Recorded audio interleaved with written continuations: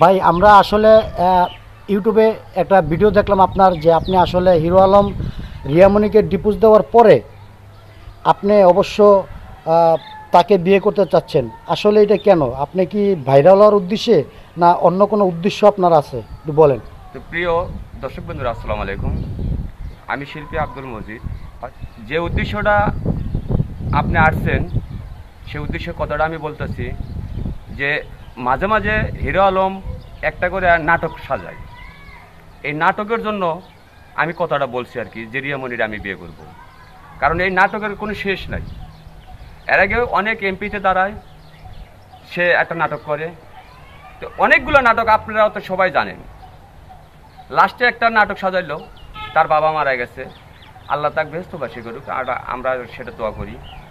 উনি একটা নাটক আবার নতুন করে একটা বাই করলো, যে রিয়ামণিরে ডিভোর্স দিয়ে দিছে। এ একটা নতুন করে একটা নাটক শুরু করতেছে। তো এই নাটকের উদ্দেশ্য, আমার বাড়ি বগুড়া, তার বাড়ি বগুড়া। আমি শিল্পী হতে পারি নাই, তবে আমি গান নিজে লেখি এবং নিজেই সুর করি, নিজেই কন্টেন্ট দিই। এম মজিদ আমার মিডিয়া, আপনারা দেখতে পারবেন।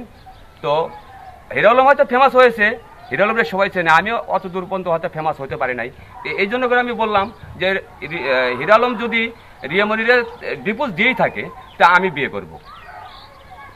আপনার এই বিয়ে করার উদ্দেশ্যটা কি? এত মানুষ থাকতে রিয়ামণিকে কেন বিয়ে করবেন?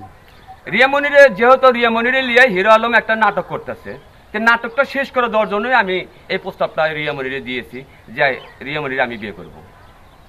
আপনি কি মনে করেন যে রিয়ামণি আপনার এই বিয়ের প্রস্তাবে রাজি হবে?